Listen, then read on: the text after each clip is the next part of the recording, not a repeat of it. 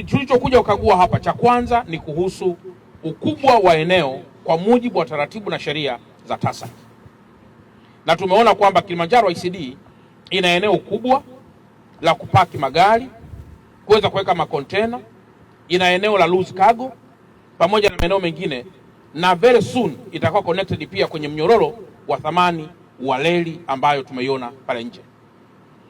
Lakini jambo la pili, hii zege tunayoiona hapa, kipimo cha kwanza kwamba hapa chini pamejengwa kwa ubora ni pale ambapo hizi mashine zinanyanyua makontena, zinapeleka karibu makontena 5 juu. Hii ni kumaanisha kwamba hapa chini kimewekwa kitu ambacho ni cha kudumu na ni kizuri. Nimeambiwa thamani ya hapa chini tu, ukiachana vitu vingine vyote, ni zaidi ya bilioni 15.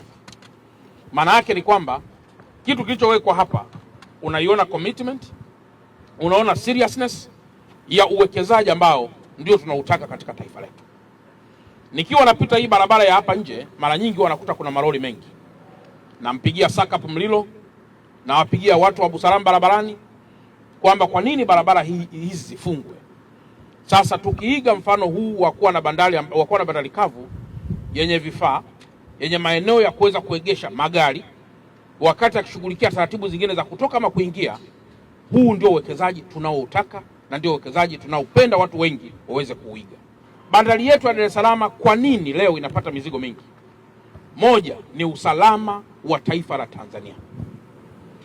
Leo hii magari ambayo yanatoka Kongo yamebeba kopa kama yako 200, possibility ya kufika magari yote 200 kwenye bandari zetu kavu ili yaweze kusafirisha mizigo yake ni kubwa sana, pengine kuliko magari 200 yanayopeleka mizigo ya kopa kwenye bandari zingine. Hicho ni kiashiria cha kwanza kwamba bandari yetu ina usalama na kwa mantikio lazima ipate mizigo. Lakini jambo jingine, hii barabara tunayoona leo ya Mandela Road, tangu zamani hii ilikuwa inaitwa ni port access. Sasa leo nitoe tena maagizo kwa wenzangu wa TANROADS ambao wako hapa kwenye level ya mkoa kwamba hapa kuna wizara hapa juu, lakini ni kwamba ninyi wenzangu wa TANROADS na TARURA ni muda mwafaka wa kuangalia possibility ya kuwa na barabara za mzunguko zaidi, na proposal hiyo itokee mkoani iende kwa Mheshimiwa Waziri wa Ujenzi ili na yeye aweze kuendeleza sasa pale ambapo inafaa kupeleka tena kwenye mamlaka zingine. Hapa kwa uwekezaji huu ambao umefanyika, tunatarajia taifa lipate kodi. Kwa hiyo niwaombe watu wa TRA ambao mko hapa, na niwaombe pia wenzangu wa Kilimanjaro, ninyi mkikwepa kodi taifa litapata kodi. Ninyi mkikwepa kodi taifa litaajiri watu. Kwa hiyo niwaombe muwe mabalozi wazuri wa kuhakikisha kwamba kodi inalipwa ili taifa la Tanzania liweze kupata maendeleo mengine kwa kodi ambazo mnazilipa.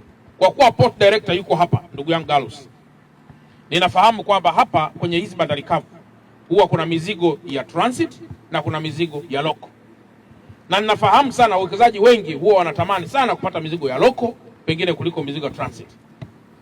Na kwa kuwa hapa nimeona bado kuna nafasi kubwa sana ya kuweza kutunza mizigo hii, ama ni ya loko ama transit, na kwa sababu nafahamu pia bwana port director, wajibu wako kuhakikisha mzigo gani uende wapi, mzigo gani usiende wapi, basi na mimi niwe balozi kwamba kwa watu ambao wamekushawekeza kwa namna hii, na kama kuna mizigo hiyo either ni ya loko ama transit,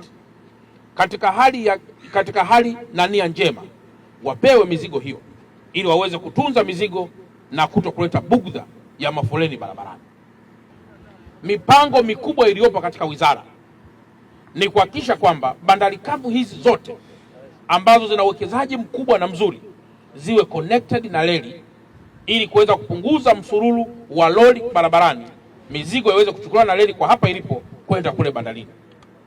Tafsiri yake sio kuua biashara ya lori, bali ni kwamba tunataka lori litakapoleta mzigo mahali hapa, basi kwenda huko ndani inaweza kupokea reli, ama kutoka hapa pia inaweza kupokea reli mpaka mahali fulani. Na hiyo ndio mipango mikubwa ya Wizara ya Uchukuzi. Lakini agizo langu jingine kwa wenzangu wa Jeshi la Polisi na vyombo vya dola ni usalama wa maeneo haya. Mzigo ukija hapa leo unaokwenda Kongo, Malawi, Zambia au mahali pengine, utakapokuwa na itilafu, tunaharibu taswira ya kimahusiano pamoja na diplomasia iliyojengwa kwa muda mrefu kati ya taifa la Tanzania na mataifa yanayotegemea bandari ya Dar es Salaam. Kwa hiyo kwamba kutakuwa kuna usalama mkubwa ili mambo yaweze kwenda vizuri. Kwa kuwa maeneo haya yote yanasaidia bandari yetu kupumua, niendelee na mimi kuungana na Mheshimiwa Mkuu wa Wilaya kwamba wawekezaji tuendelee kushirikiana na wananchi wa Temeke ili yale maeneo ambayo ni mwafaka kuwekeza shughuli za bandari, basi wananchi waweze kuachia maeneo haya katika nia njema ili bandari yetu pia iweze kuendelea na iweze kukua na iweze kupata wateja wake.